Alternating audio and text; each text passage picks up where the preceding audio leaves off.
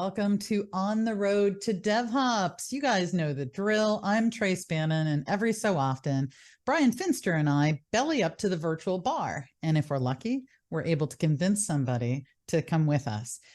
Bryan, do you want to say hello and introduce our guest for today? Hi. So this is my friend Roger Servey. We've known each other for a few years, hung out with other people in the Enterprise Dojo Consortium, talking about how we can help each other and help the industry have less painful lives. So, yeah, Roger's a great guy. Well, hey, Roger, the great guy. Tell us a little bit about yourself. Yeah, so as Bryan mentioned, I met him a few years ago while I was doing a stint at Verizon, where I worked for 17 of the last 18 years. I was running the dojos there as one of my later assignments, and taking the handoff there from Ross Clanton, who came by way of Target, and trying to make a practice at Verizon out of helping teams learn to do more, learn to be their very best, to really build new practices and new techniques, new ways of doing things, adopt new technologies, and really transform into the image of a new modern, lightweight, highly performant team. And so I had the privilege of doing that. It's been one of the most pleasant and fulfilling things I've ever done in my career. I've gone on to do some things since then. And as I mentioned, I recently took on a new role as a senior director at Enterprise Solutions, a charter affiliate company. And so, yeah, I'm putting all those things I've learned in the dojos to practice now, but I still have a great affinity and love for the work that is done in the dojos in that immersive learning space. I think this is really where you can make a difference when you want to, help exceed and really unlock the potential of technology within your organization, within, that you hear so much about how technology is going to change the world, how this and that. It's really engineers who are driving that transformation, who are driving that change. And in the dojos, in the place of the way, that's really where we come together to help sharpen our weapons, right? To build new edges, to learn new things, and to put those things into practice through repetition, which builds mastery. And that's the key and the secret of dojo. All right, you've already inspired me. You've already completely and totally inspired me. Like, oh, the way of the dojo. Oh, there's so much for us to talk about today. We don't script this. We don't really set out a whole bunch of questions in advance. It normally is started by a sidebar conversation somewhere along the line. We'll get into that in just a moment. First, I have to ask y'all, what are you drinking? Bryan, I saw you pick up a glass. Yeah, so this is down the street from my house is Fox Trail Distillery. And they don't have their own bourbon yet, but they are doing recasking of bourbons. And so this is crap, I forget what kind of cask they recast this in, but it's not bad. Wait a minute. So recasking, that's like if wine comes in disposable paper casks. So does that mean they're literally taking one bottle, dumping it into another, recorking it and handing it off? No, a cask. I know. They're taking liquid out of a wooden barrel and putting it into a different wooden barrel to import new flavors into it. Oh, so age it longer in a different wood. So a value add. Yeah, this one's this one's toasted, so it adds more caramelly flavors to it. So I didn't realize that folks did that. Kind of reminds me of winemaking, where you buy a jumpstart kit and a certain amount of it is already pre-done and you ferment it, right? And so you've got some place where you're starting. You're not starting from ground zero. Hey, I gotta know though, Roger, what are you drinking? So in my Yeti, I've got green cola. My 1 cent, it's made with Zevia stevia instead of, I'm thinking of the other product, sorry. Aspartame. Yeah, or whatever fake thing you come up with. And so they say it's a little better for you, but I got to admit, I like a good cola every once in a blue moon. And so still transitioning to end of day. And so it's only 3:30 here. So yeah, you did. So I'm in the in between. However, for me, it is just switching over. It is still dry July for me. So this is my seltzer, and it is in fact berry seltzer water with no additives, no special additives. So Roger, Cheers to you. Well, and also in my defense, I've been fighting CSS and Bootstrap all day. Oh, so you actually need to have that drink. Yeah, Oh, yeah. got it. Got I it. need a drink. So, Bryan, why don't you kickstart the conversation with Roger? I will be happy to add in my thoughts as we go. But you guys had a conversation maybe 2-3 weeks ago?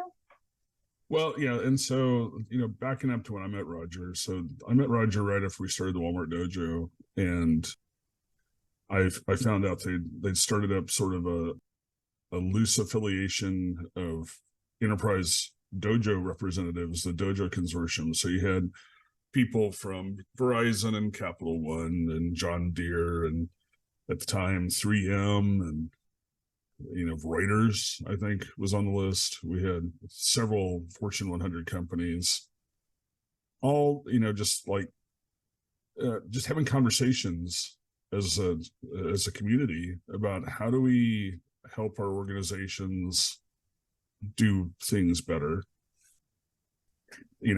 What's working for you, what's not working for you, all just accelerating each other's learning.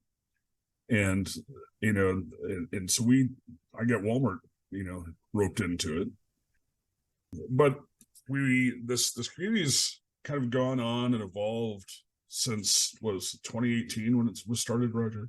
Yeah, that's right.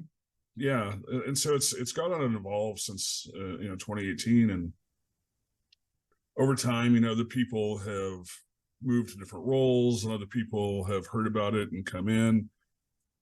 But recently, it's been attendance to like the biweekly meetings has dwindled, and like I am no longer associated with any sort of Enterprise Dojo right now, and I joined to kind of help pay it forward and share what I learned and what worked for me in the past.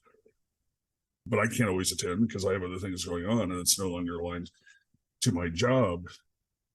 And so we were just having a conversation more broadly during the last meeting about community and how do communities grow, how do you maintain them, what causes a community to keep going versus not.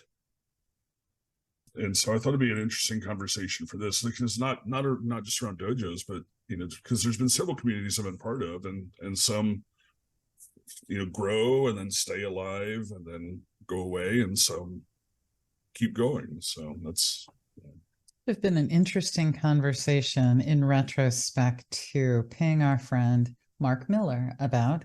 Mark Miller is well known for the SharePoint community, which I guess 10 or 15 years ago, he was at the forefront for that, and it was massive. And over time, right, all of those problems and the learning became less necessary to have as big a community about it, and it has dwindled, and he made his shift towards DevOps and runs the LinkedIn DevOps group site.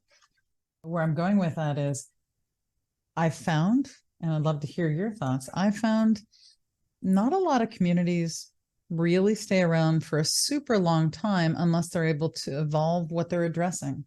If they stay mono-focused, after a while, they do tend to die out because the community came together mostly because some people needed to share their experiences because there were net new things. What are your lessons learned? How am I doing this? Help, right? It was all about help. Are you seeing the same thing with any of the communities, whether it's the Dojo Consortium or others? Yeah, I definitely agree with that premise. You either evolve or die. And in the case of the Dojo Consortium, one of the things that you heard Bryan say was paying it forward. That's a big part of what we do. So people who had been involved in the dojos or were part of that came in to teach those who were taking it on for the first time some of the lessons and practices that they had employed. In that sharing, you drew strength, you drew knowledge, you drew lessons, and those helped accelerate your results and improve your outcomes in a way that you couldn't have achieved through straight experimentation. It's not that people don't try things that others failed at, but you want to try and acknowledge those things because it gives you an opportunity to improve upon that outcome for yourself in the event that you can overcome the problems that they had and they did. And so as you look at that community for years, it continued to grow and grow. By the time we hit 2019, we had 45 Fortune 100 companies invested in doing it, along with a bunch of individual practitioners who we were very happy to have as well. It was free, and we went to Dojos, we presented it, and then around that same time, there was a disruptive event that happened in the world, and that really impacted the practice within the dojos, the immersive learning practice, people coming together to learn things, went sideways. And that, I don't know that the community, the practice itself perhaps, is fully yet recovered from that impact as people thought to do things that was different. But I fundamentally agree with the point you made, which is if you don't continue to evolve, you won't grow. Our premise is, though, that we continue to try and help those who are trying to restart this practice, who are trying to instantiate it for themselves, so that they can again take benefit of what we learned and from what we learned from others forward into their next round. Yeah, and I think a 2-year pause in the ability to come together and learn in that format definitely had some impact, because if you weren't already doing a dojo, so when that happened, we had a bunch of quick pivots, meetings about how do we try to move this to an online format. We had all sorts of experiments we ran, with things around mob programming and different tools for collaboration. Does Zoom work? Is there some other method that would work? These days I'd probably use Gather for if I was trying to do immersive learning in that form. I was going to do it. But at least we had the community to try to get those things up and running. But the problem was that was us just trying to figure out how to make our current practice work remotely. And if you weren't already doing it, I think trying to jumpstart directly into remote, this wasn't even on your radar. Interestingly enough, my exposure to the Dojo Consortium was during the lockdowns. And I wasn't aware of it before that, and primarily focused over the last 5 to 8 years in the government space. And even though I'm very enmeshed and immersed with industry, so I came into it at a different time, and I still saw it as being very vibrant, but I saw it as more of a respite and people coming to trade. Like, this is what I just encountered. I want to talk with folks about it. I want to debrief about what I'm seeing. I would love to have experienced those first 2+ years, because I do see energy that's there. It's still a very vibrant online community in terms of asynchronous communications. It still is. And there are meetings. I have not yet personally mastered the art of the calendar, as Roger will say, because I'll have a couple of weeks where I'm in, and then I'm cricket chirps. Well, and it's similar to we were talking about this in the last meeting about why what our hypotheses around why communities stop, right? And mine was that, well, the problem is either the problem no longer exists, or the people in the community no longer have that problem for whatever reason. Like, I no longer have a dojo problem because I'm not working in a dojo. But it's like we had a community practice at Walmart that was focused around continuous delivery. And the thing that really drove attendance at that community was the fact that the CTO was really focused on, hey, we should really get good at continuous delivery. When the CTO changed, and the new CTO just didn't have any focus on that whatsoever. And at the same time, COVID hit, and you couldn't have in-person meetings anymore and do that real community building. Then, that just kind of fell apart. Well, so I'm going to jump in here and ask a couple questions. Yeah. Do we still have a need for dojos? I'm going to hit Roger with that. The second one is, with the hybrid work situation, I've yet to see everybody in an office, not mandatory everyone in office. Can it ever be quite the same when we're talking about the immersiveness of a dojo? So, Roger, the first place is, do we still have a need for dojos? Yeah, I think they're an amazing tool when it comes to transformation. If you want to power a large scale, or even a more modest scale enterprise level transformation, I think they're an amazing tool. They're not the only tool by any stretch, but they're an effective one. You have a lot of unlearning that needs to take place. You have a lot of new learning that needs to take place. When we didn't know anything, we went to school. They taught us things. The dojos in some ways are similar to that same practice that we use for sports, or that we use for academics, or we use for other things. So yes, I definitely think that they're a pattern that we recognize and also gravitate towards, that we understand. And so they're very effective in supporting a large scale, transformation or a targeted transformation that you want to do something in. But I think that sometimes what gets lost is the dojos for the sake of learning, as opposed to dojos for the sake of some sort of accelerative outcome that you're looking for.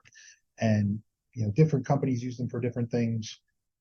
I think the best mesh of those two things is trying to imprint a new pattern onto your engineering organization, a new definition of good, and then allowing people to go through that experience to learn about that, and then coming out the other side.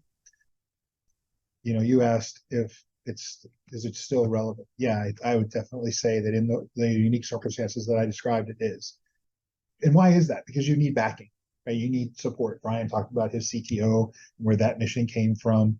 I know that there's a big effort at a large airline that's doing it right now.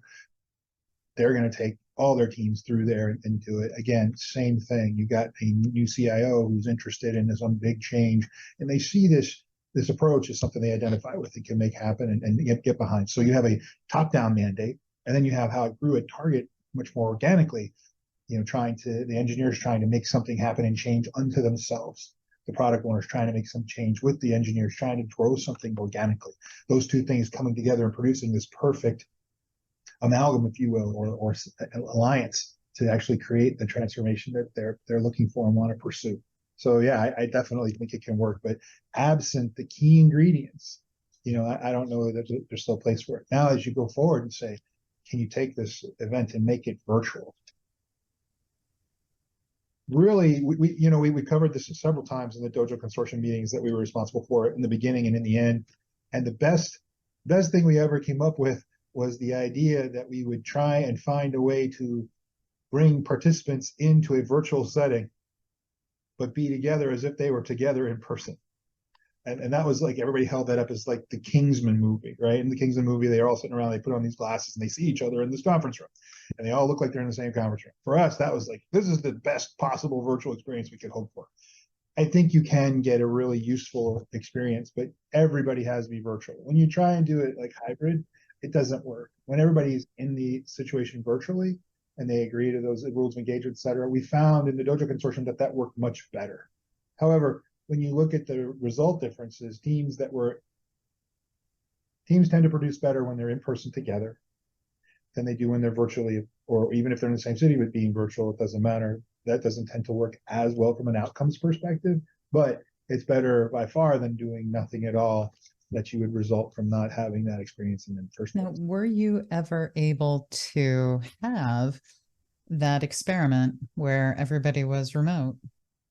Was that one of the experiments that you ran? That virtual, that real, like being immersive all together all day. So, when we got sent home, my team was in the middle of an engagement with another team. And like, we were only 2 weeks into a 6-week engagement, I think, maybe 3 weeks in. And so we had to pivot from being embedded in their team on site to everyone's remote. And, that's why we were scrambling to try to find all the techniques we could find to make that as good as possible. And actually, it turned out to be a successful engagement. We were able to successfully pivot that way. It was hard, and I wish we'd had Gather at the time, because Gather's almost what you were talking about, Roger. I don't know if you've used Gather. Not yet, but I'm writing it. But the first time I saw Gather was actually at DevOps Enterprise Summit, virtual, when they were using that, because you could walk around and organically join or leave groups, interact with objects within the space, whiteboards and things like that. That's actually how Minimum CD was born, was through Yeah. Does 21. Minimum CD was born by us gathering at the bar, at the virtual bar, and griping about people hurting themselves. But so yeah, I mean, virtual can work. Now, Roger, to add to something Roger had said, like a mix can't work. I found that I was able to take geographically dispersed teams where there was more than one person in a location, but we then teleconned and we literally had big conference rooms together. And so we were virtually together and we set the working times. We had folks in Oklahoma City and we had folks in Hyderabad, and we negotiated time of day that folks would work, and we would congregate and start the day, and we worked together. And it was very effective. It was very unique. And it was pre-pandemic. It was based on situation of where we had different humans and able to bring them together.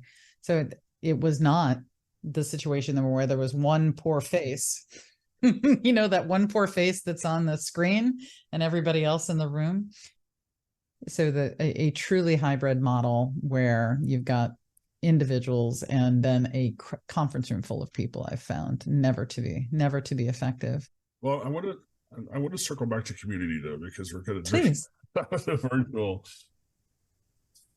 You know, this is the question I think that I have, and I think Roger might have as well, right? It's like, so if you have a community where, you know, a lot of the people who've had the problem no longer have that problem anymore because they've moved to other roles, right? Or their companies have gone, no, we're not going to spend that money like that anymore.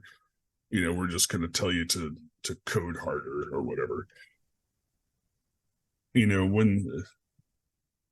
Because it takes a lot of energy for the organizers. In this case, it's mostly Roger, bless your heart. And I mean that in a nice way, not in the normal way. But, it takes a lot of energy for organizers to do that. And at what point do you say, well, when do you say, well, okay, the community's done, and it becomes just sort of an ad hoc group of people who used to be a community who now like associate with each other occasionally versus having some sort of focused engagement.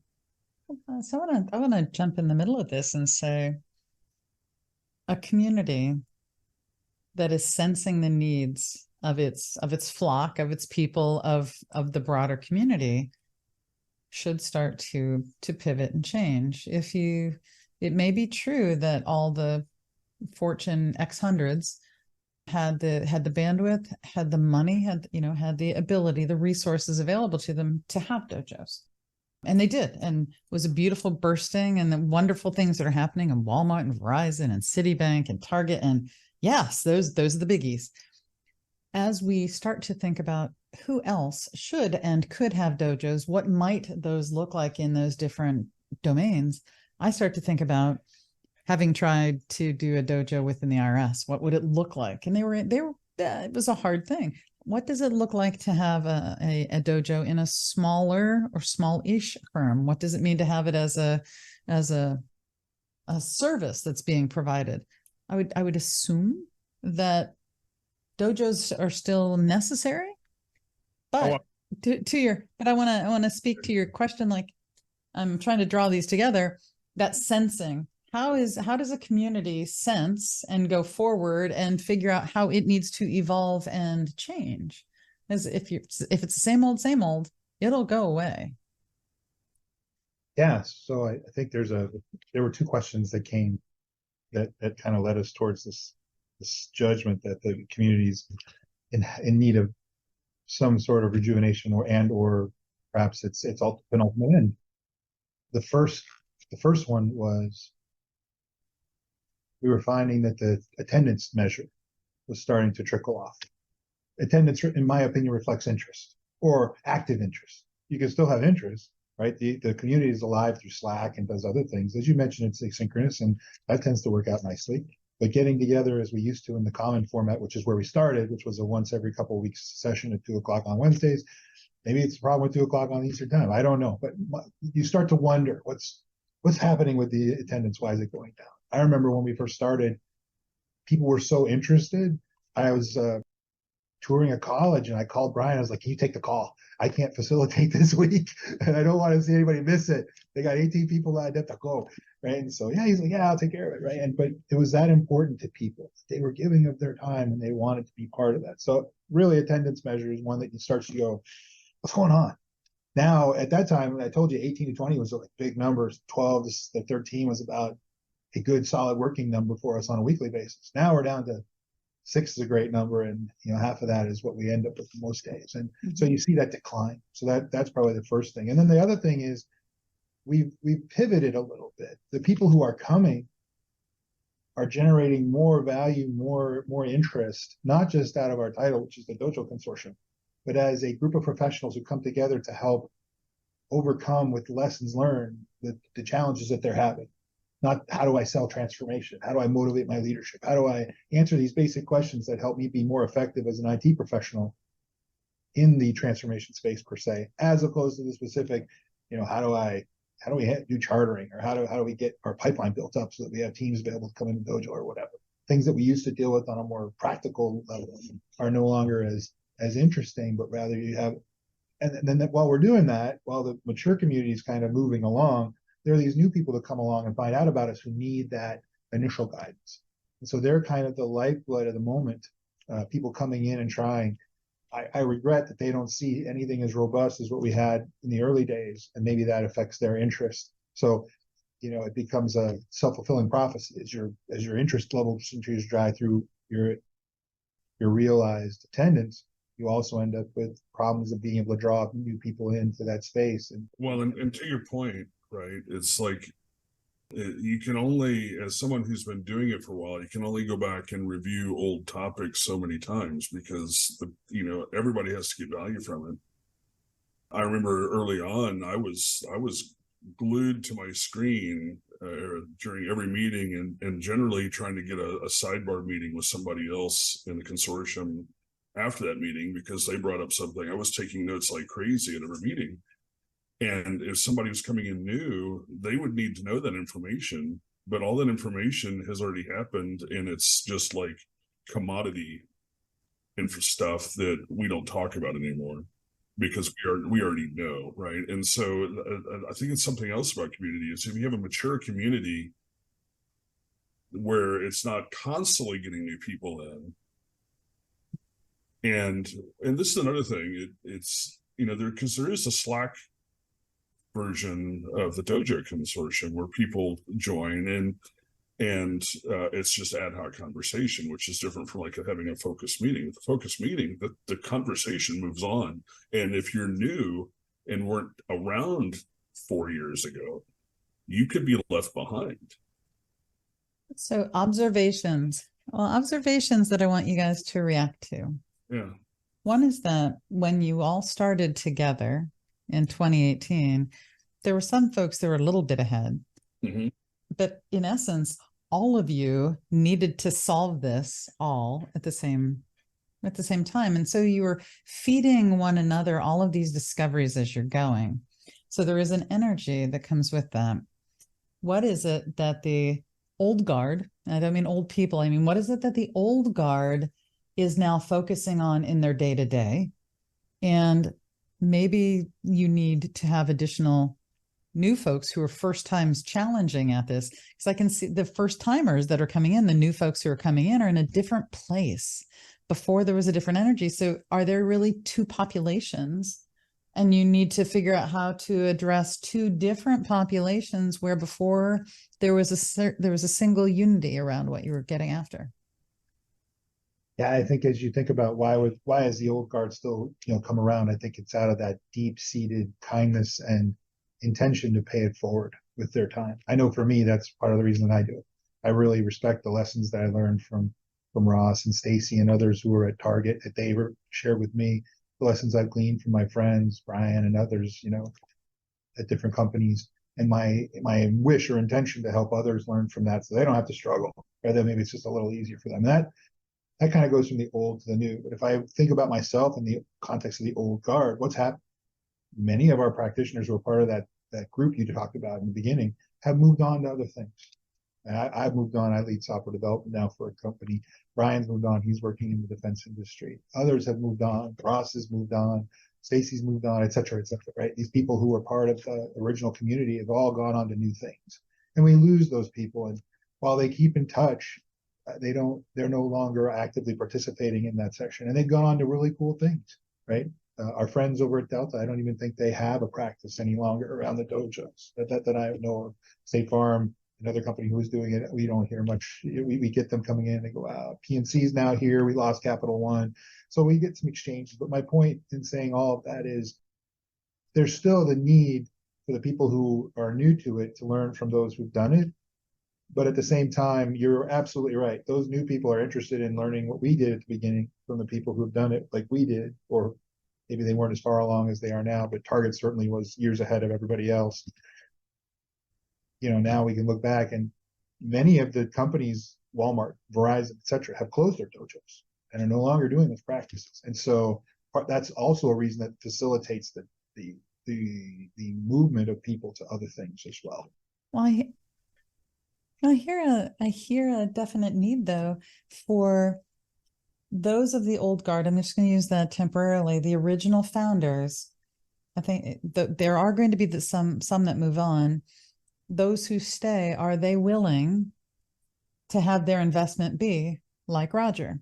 They are there for the goodness of teaching others. And so it's very different. You're not necessarily there learning as much. You will, as long as you're working with humans, you'll learn. However, take more of an educator and more of a mentoring role than as a learner. Like, do you need to recalibrate the originating members towards that? Yeah, I mean, I'm still on the Dojo Consortium Slack. I still monitor that. People ask questions, and I'll answer. Somebody else answer. We'll have debates about things from people who've been around for a while. And like Roger said about paying it forward. I mean, I've gotten so much just amazing free good information from the community that it would be unkind of me not to try to help other people out with that. But how do we make sure there are enough Rogers and enough Bryans? No, there aren't. But that's where my point is going, is that have the energy to continue to educate. So there's going to come a point where Bryan has something all new and it needs to consume all of his time. Mm-hmm. You don't want the Dojo Consortium to fall apart, any community to fall apart. So as the founders and as the energy, you're still the energy, right? You're still the nuclear power for this. Are you bringing somebody along behind you that can start to educate as well? Is there somebody, are you picking one or two of those folks and leaning in? You're helping all of them, but is there somebody that you're leaning in? Starting to think about succession if the community is to survive. Yeah, I would say that's probably a gap for us at the moment. There is really no succession. There probably hasn't been for a long time. I have received, and I have explored options to try and take the consortium in a different direction. There are a couple of members who have gone. We used to brag about this, right? Our members are visible. They're giving speeches or giving presentations at conferences. They're writing books. A couple of them who are now authorities within that space. I've talked to them about whether they would be interested. They would be interested to take the community forward and help reinvigorate, help drive it. But that's not exactly a new generation, if you will, right? It's just a new face or a new group from the original set who have gone on to other things, and now they're consultants and they're trying to make their way. And a meeting once a week for an hour at the wrong time, that can be difficult for them. So logistically, you got to wonder, are we doing the right things? But you're absolutely right. We don't really have a succession in place. In fact, if anything, we've probably struggled to. I'd say there's probably one person who might be able to take it, but again, it requires such a commitment on a consistent basis in this format. And maybe that becomes the problem, is to transform out of that format and to do something that's more ad hoc or more, less predictive, forgive me, in terms of how it comes together. Maybe it's more organic. Let's say, hey, we got this problem, let's get together, let's huddle or whatever, as opposed to we're gonna get together on Tuesdays and talk for this hour, and everybody makes that time or whatever. So I don't know, predictability for me. If I can carve something out on my calendar and set it in stone, it's a wonderful thing. Unfortunately, I found that the Pentagon likes to put things down on top of all of those good intended meetings that I have set in stone that I don't want to meet.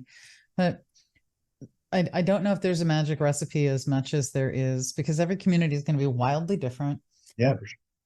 You also had a lot of, you started in 2018, 2019. I mean, really, you had 18 months before the lockdowns happened, and you were vibrant into the lockdowns because you're all solving problems together. Yep. Are there problems that are not necessarily dojo only? What is dojo adjacent? Are there other problems that might reinvigorate, that might expand? And I don't want to save something that doesn't need saved, but at the same time, I have benefited just being able to observe and lightly participate here and there. I don't know. I mean, the dojo problem is it's kind of its own thing, because what the point of the dojo is to come up with a method to solve all those other problems. Mm-hmm. So I mean, it's like the meta discussion of learning how to teach, and learning how to help other people learn in the most effective way. So I don't know. It's a little like saying it's a solution looking for a new problem. Mm-hmm. The original problem was, how do we do DevOps? Then we scaled it to say, how do we do Agile in DevOps? Then we changed that to say, how do we do Agile DevOps in cloud? Then we said, okay, how do we do Agile DevOps cloud and product? How do we do product transformations? And many of our original members, actually, it was 3M or Reuters. I think it was 3M who came. We're doing product dojos. Well, tell us about that. How are they working? What do you think about that? But it was always that same solution looking for new problems, or that same method, if you will, Mm-hmm. Mm-hmm. to use it to solve for other problems. Now it's not uncommon for our current practitioners to have non-DevOps specific dojos relative to other practices that they're trying to instantiate within their companies. And it's good. It's a valuable thing, and we all get excited about it, because the dojo way, if you will, as described in the book by two of our members, that particular method, it can be applied to many different things. It's not unique in that regard. It is an immersive learning tool set that you can deploy, and you can take it to college if you wanted to. You could apply it. And you were saying how it looked in the government. Bryan and I heard a great talk about what it looked like in the Air Force. Mm-hmm. And they had some really good, interesting things that came out of that. The Kessel Run and a couple other really cool things that I heard about that they had done. And I never got as close to it, I think, as Bryan did, because he left and went to defense. But I definitely was moved by what I heard in that way and got excited, because if it can work in the U.S. government, I think it could work almost anywhere. I'm very familiar with Kessel Run, work directly with them, and work with many of the Air Force. I am on the DoD side almost exclusively now. And in specific, they call them software factories. And in certain organizations, it works. However, the DoD is so massive, and the percentage of software that's being written leveraging any kind of agile practices would scare the bejesus out of you, because it's so small still, and has to do with contractual obligations and years of, we buy a contract with you, Roger, it's a 10-year contract, and I now want to have agility, and you're like, sorry, it's not what I said I was going to do. So all of these things can work in that space. They are normally tied to these entities called software factories within the government. It would be interesting for us to get back together and pull in someone named Jono Bacon. I don't know if you're familiar with him, but he is known for community building. That's what he does. It's all about community engagement and community strategies. And I took some coursework with him and have been following him, have his book, and he talks about conversion from consumers to producers, those people who come and listen and get some new information, and how to build community that way. The MO of the Dojo Consortium in particular seems very different to me than other communities that I've been a part of. You have a body of knowledge. You're not necessarily looking for people to come and contribute new pieces to it because you kind of solved it. Maybe. Is there as much opportunity other than pivoting to being more of a learning institution, less of a discovery organization? Yeah, I think, that's one way to reinvigorate your traditional base, right? Is to give them a new problem to solve within the same context or the same community. Mm-hmm. Yeah, I don't know. I often grouse about what's going on. Why is this not working? What are we doing? What are we not doing? What do we need to do better? And, facing with some of the realities now, I think there's a lot of value in what you said. I love the comment about going from being, learners to being producers. And I think, in order to produce, you need a challenge. You need a thing to solve for. And at the time, the solution people were coming together was, I like what we're doing. I believe in what we're doing. I want others to discover it and make it successful for them. I'm so proud of what we've done. I want to share that with everybody. And now that I've shared it with everybody, I've gone on the next thing I'm proud of, the next thing I want to share, the next thing. And all of these people are still part of very vibrant and exciting communities even now after. So I think there may need to be, a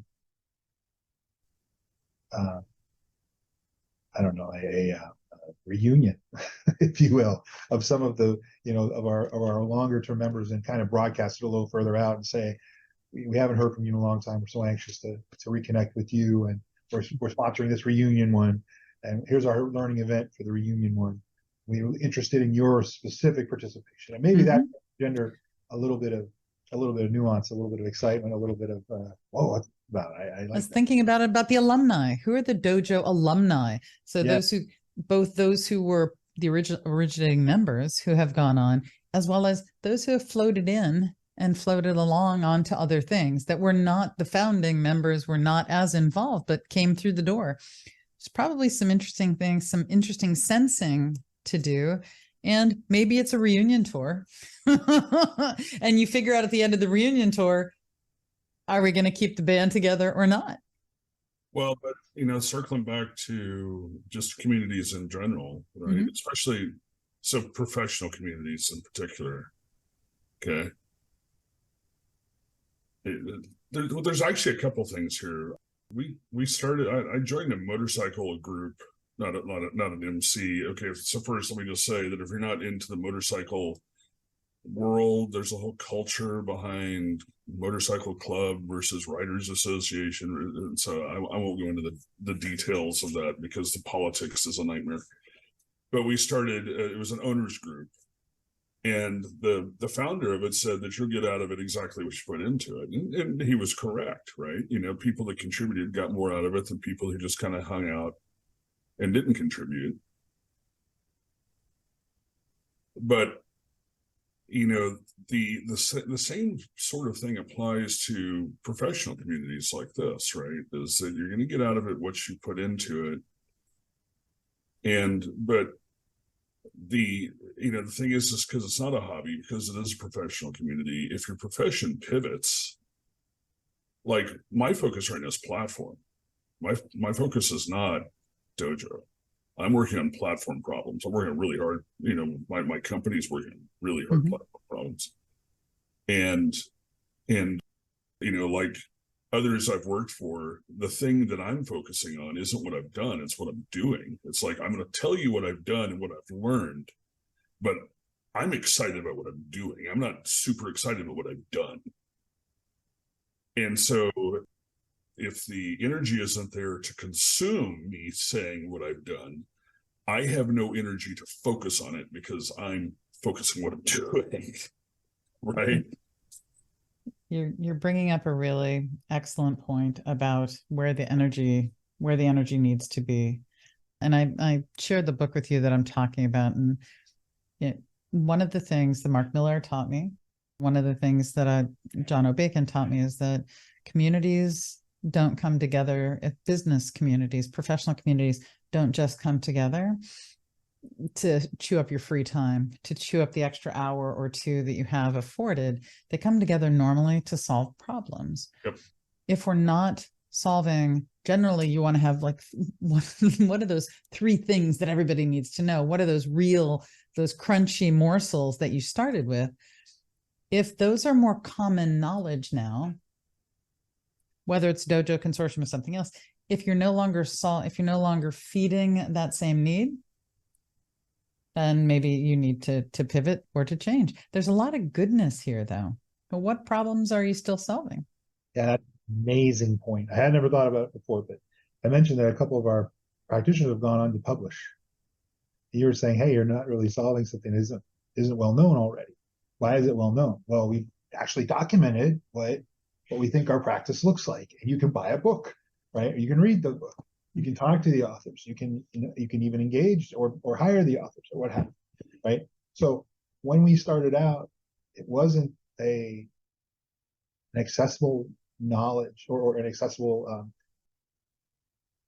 a written down thing. We had people with pockets of information who were coming together, and this is how we did it. It wasn't well documented. Now it's very well documented. There's multiple books you can read. So yeah, maybe that. Now the only thing that remains is what lessons did you learn? How did you solve this specific problem? And perhaps that is as you mentioned, we've solved a lot of the bigger problems associated to this. Now, going to Bryan's point, each person asks themselves the same thing every day. What's in it for me? What's the with them? And as Bryan said, he feels really, I've seen him get really excited on the call, talking about what he did at Walmart and, engaging with others on their new problem. But at the same time, I love what he had to say there, right? He's looking for feedback on his current set of problems. He's looking for ideas on that. And he's focused on it because that's what he's getting paid to do. That's what he's doing, etc. For me, I'm focused on my new problems, which is how do I accomplish so much more with so much less and still deliver and these other things. And so, new communities kind of call regards to learning from those lessons and new books, new knowledge, new experience, whatever.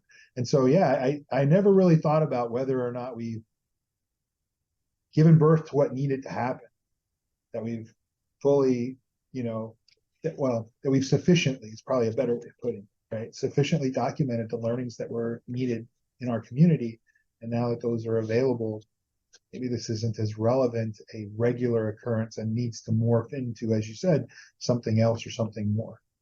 Yeah, it's and for example, I should do more work just pointing people to. So before I left Walmart, I managed to open source the playbooks that we built inside the Walmart Dojo for the really common problems every team seemed to struggle with.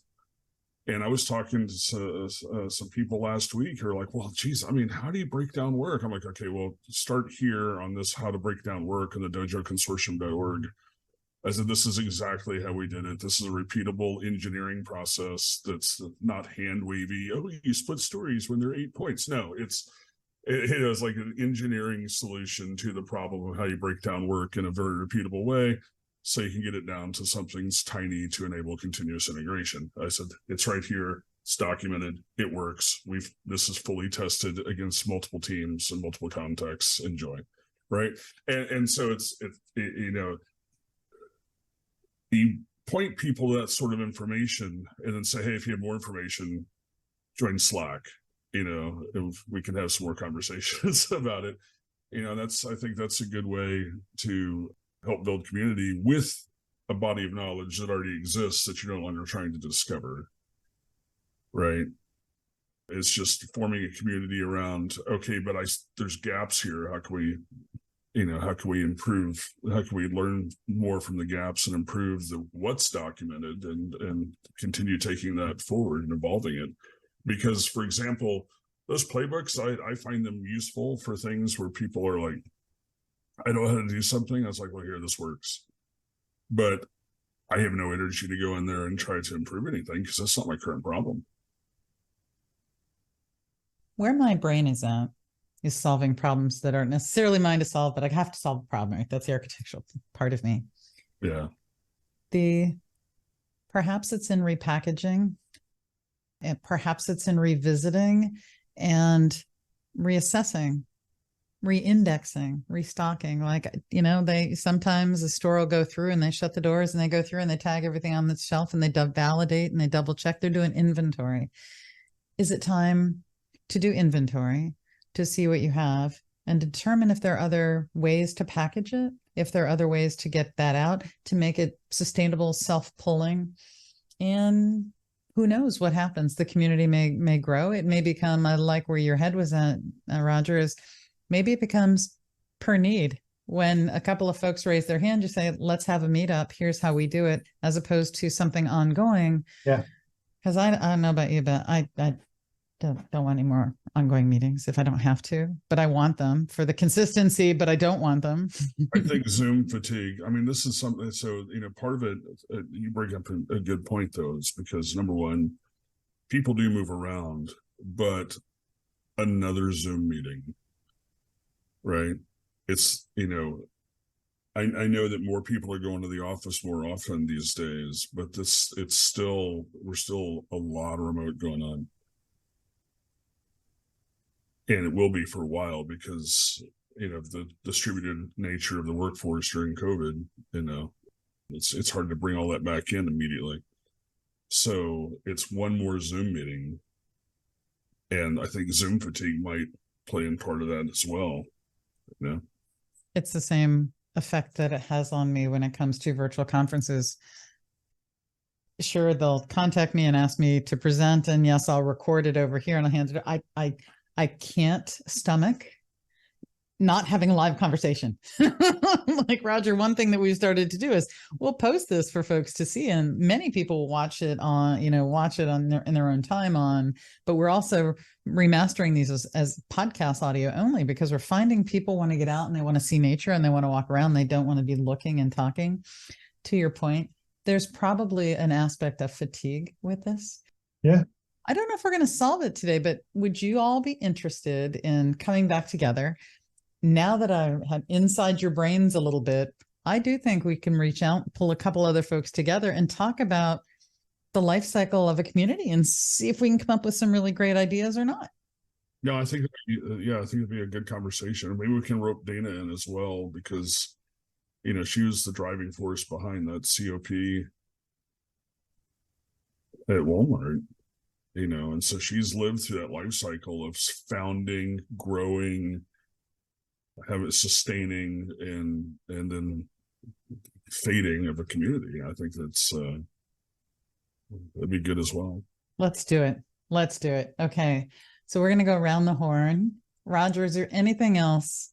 If folks have never met you before, you want to give them a nugget of wisdom, anything else you want to say today, my friend? And it can be anything. It could be like tie your shoes. Well, I would say, pursue your passion. You're never going to be bored. You're never going to be, disinterested in the outcome. You'll always have a vested interest. And if you're doing what makes you feel good, you're going to enjoy what you're doing, and you're going to be that much better at it. So pursue that. Mr. Finster, I've got to ask you too. Any last words? Well, I think in our last episode, we were talking a little bit about the importance of networking and forming those personal relationships, how important it is to your actual career to have, like, not just transient, but actual personal relationships outside of your direct organization with, professional peers. And I think a good way to do that is to not join, but to participate and contribute to your community. And put your ideas out there, and join communities where it's safe to put your ideas out there, so that when you're wrong, you'll be gently told you're wrong instead of blasted and leave the community. I'll echo that. I can't tell you how invaluable the relationships I've made as part of the dojo community have been to me in my personal life, my professional life, etc. I look forward to seeing them at conferences. I look forward to having a beer with them at night, in the evenings. These are people that I built these wonderful relationships with, and I continue to hopefully, continue to grow and value them for the years to come. I mean, I wrote a paper about how important an effective platform was to enterprise improvement and had contributions to that paper from a member of the Dojo Consortium who I never would have met other than through the Dojo Consortium. So I'm going to jump in here and say, I actually got to meet a number of different folks when we were at DES last year in the fall, and most of them were through the Dojo Consortium, and people were walking up to me and giving me a hug, and I knew the face, and it was amazing. And there have been relationships that I've been able to build just from my, being a satellite of that community. So networking is important, community is important, and we're just at an inflection point. Yeah, maybe the marriage just needs a little spicy something. So who knows what's going to happen. For all of our listeners, if you have questions, ideas, suggestions, anything, put them in the comments below. You can also hit us up at our email address or through LinkedIn and Twitter. But beyond that, I will say thank you, and we'll see you next time on the next road to DevHops.